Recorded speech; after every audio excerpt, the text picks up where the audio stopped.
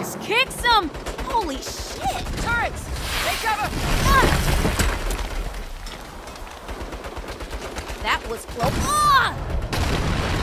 Oh! When we got our first real look at Saintsrow back in May, we said that the reboot feels like it sits somewhere between Saintsrow 2 and 3. As someone who preferred the slightly more serious tone of the second game to the straight-up zaniness of the third, I'm glad to say that after sitting down and playing a few hours of it for myself, the 2022 reboot definitely feels more like an action comedy from the likes of Matthew Vaughn or James Gunn than a straight-up farce from National Lampoon. Though it also keeps a healthy dose of that bombastic action, which made the later games so fun too.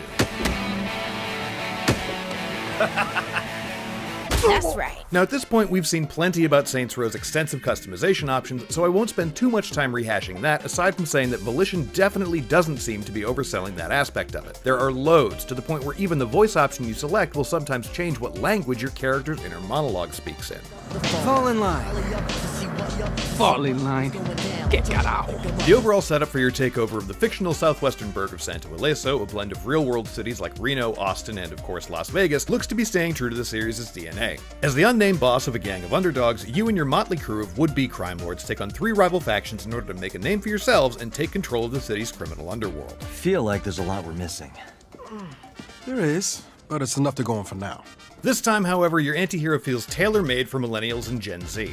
You begin the game reluctantly working as a mercenary in order to pay off your student loans, while your NPC roommates have joined other gangs to subsidize their aspirational careers as influencers and art historians. These new Saints are born out of a relatable blend of desperation and disdain for the status quo, though thankfully the writers don't seem to be trying to sell us on the Saints as the public heroes they became later in the original run. I want you to follow it, So I can kill everyone and retrieve the stolen goods. so we know where they're going. Sure, and then I kill everyone and retrieve the stolen goods. Now, not every gag landed, we get it, millennials like brunch. But I walked away wanting to see where the next chapter of these plucky psychopaths' story would take them next, and most of the missions that the story strings together were equally enjoyable. While there's definitely an abundance of drive here and or shoot these guys, my demo also shuffled up the action with set-piece encounters or particularly wild scenarios fairly regularly. It seems that Saintsrow isn't afraid to blatantly pull inspiration from a variety of pop culture sources. One lengthy chase was reminiscent of the convoy sequence from Uncharted 4, while another mission had me tearing through city streets with a shipping container tethered to my bumper like in Fast and Furious. The more bombastic of these encounters were easily where the reboot felt closest to the later games in the original series, though rather than making you the undisputed source of those madcap shenanigans both on mission and in the open world, it seems to be much more focused on dropping you into the middle of that mayhem and letting you blast your way out. For instance, while the most recent Saintsrow games were perhaps best known for their insane arsenal of slapstick weaponry, I didn't see one dildo bat or gun that shot sharks. That doesn't mean they aren't there, of course, but in my roughly 4 hours of playtime, the craziest thing I fired was a rocket launcher. I got an RPG and some shit to work out, so let's see how that goes for him. There were some wild weapons being used against me, but your own arsenal seems to be a bit more traditional.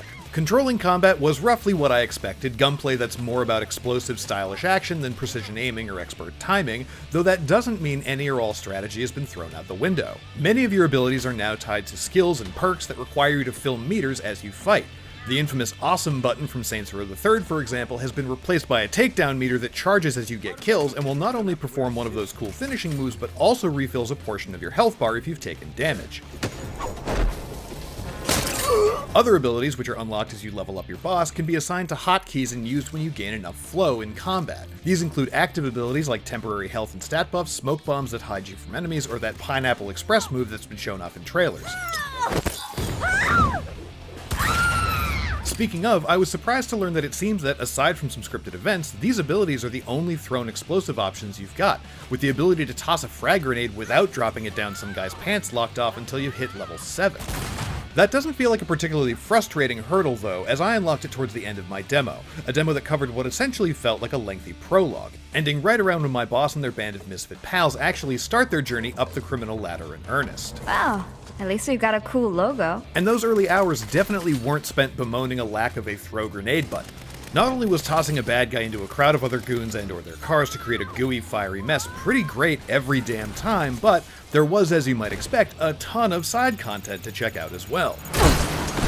As we've seen in trailers and other exclusives here on IGN, franchise favorite side jobs like insurance fraud and mayhem are returning alongside plenty of new distracting activities like a wave defense mode whose difficulty is determined by how poorly you rate a business on the Saints Row equivalent of Yelp, literally just digging through trash, and a delightfully challenging minigame where you attempt to steal an armored car with a helicopter, complete with bonus objectives that really challenge you to fight against its hair-trigger physics. Good enough.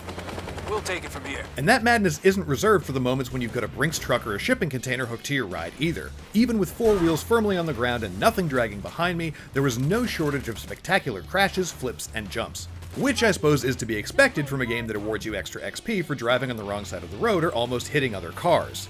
That said, while the addition of Burnout-style shunting, ramming, and sideswiping is definitely a big plus, driving did feel floaty at times, and it was tough to get a handle on the difference between using the handbrake button to perform what they call a quick turn and just drifting until I slam my car into the nearest building and whatever poor trees or NPCs happen to be standing in front of it. I'll mostly blame my vehicular mishaps on it being my first time behind the wheel, though there were some technical bumps that I can't take credit for.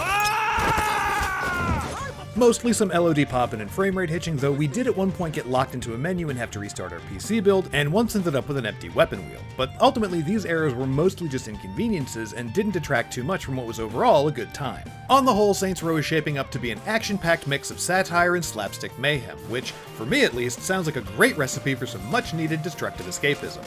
My time with it might not have been perfect, but the life of a career criminal never is, especially one sharing a 2-bedroom apartment with 3 other people. But any game that lets me raise hell in a bulldozer is one that I'm eager to play more of. You can read my full impressions of our extended demo on IGN.com, and for more on Saintsrow, check out our exclusive look at some of the updated side jobs, or listen to Volition's devs break down every secret in last year's reveal trailer. For all your other amateur crime lord needs, stick around on IGN.